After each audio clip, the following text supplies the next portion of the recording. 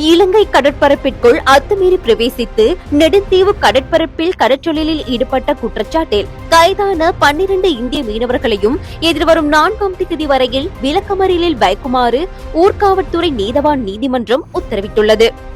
பயங்கரவாத தடை சட்டம் முழுமையாக நீக்கப்பட வேண்டும் எனவும் தற்போது அரசினால் புதிதாக முன்மொழியப்பட்ட பயங்கரவாத எதிர்ப்பு சட்டம் அமுல்படுத்தக் கூடாது எனவும் பொதுக்குடியிருப்பு பிரதேச சபையில் தீர்மானம் நிறைவேற்றப்பட்டுள்ளது.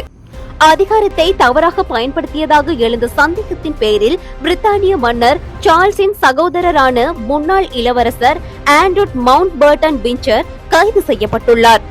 தென்கொரியாவின் முன்னாள் ஜனாதிபதி யூன் சுங் யோலுக்கு ஆயுள் தண்டனை விதிக்கப்பட்டுள்ளது.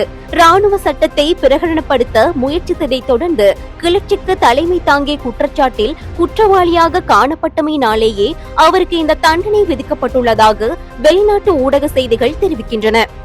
2026ஆம் ஆண்டின் பிப்ரவரி 15ஆம் தேதி வரையான காலப்பகுதிக்குள் சுமார் 4,36,000 சுற்றுலா பயணிகள் நாட்டை வந்தடைந்துள்ளதாக சுற்றுலாத்துறை பிரதி அமைச்சர் பேராசிரியர் ருவான் ரணசிங்க தெரிவித்தார். தற்போது நாட்டில் பூனைகள் மூலம் நீர்விருப்பு நோய் பரவும் வீதம் கணிசமான அளவு அதிகரித்துள்ளதாக சுகாதார பிரிவினர் எச்சரிக்கை விடுத்துள்ளனர். போதைப்பொருள் குற்றங்களை ஒழிக்க முஸ்லிம் நாடுகளில் உள்ள சட்டங்களை இங்கு கொண்டு வர வேண்டும் என நாடாளுமன்ற உறுப்பினர் வேலுசாமி ராதாகிருஷ்ணன் தெரிவித்துள்ளார். ஈரானுடன் ஆக்கப்பூர்வமான உடன்படிக்கை ஒன்றை அமெரிக்கா எட்ட வேண்டும் என ஜனாதிபதி டொனால்ட் ட்ரம்ப் தெரிவித்துள்ளார்.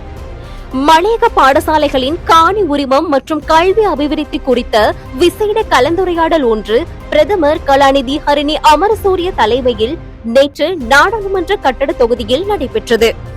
சிவனொளிபாதமலை உச்சிக்கு எதிரே அமைந்துள்ள சிவனொளிபாதமலை வனப்பகுதிக்கு சொந்தமான மலைத்தொடரில் நேற்று திடீர் தீப்பரவல் ஏற்பட்டுள்ளது. உறுதிப்படுத்தப்பட்ட உண்மை செய்திகளை உடனுக்குடன் தெரிந்து கொள்ள ஆயுள் மீடியாவை ஃபாலோ செய்யுங்கள்.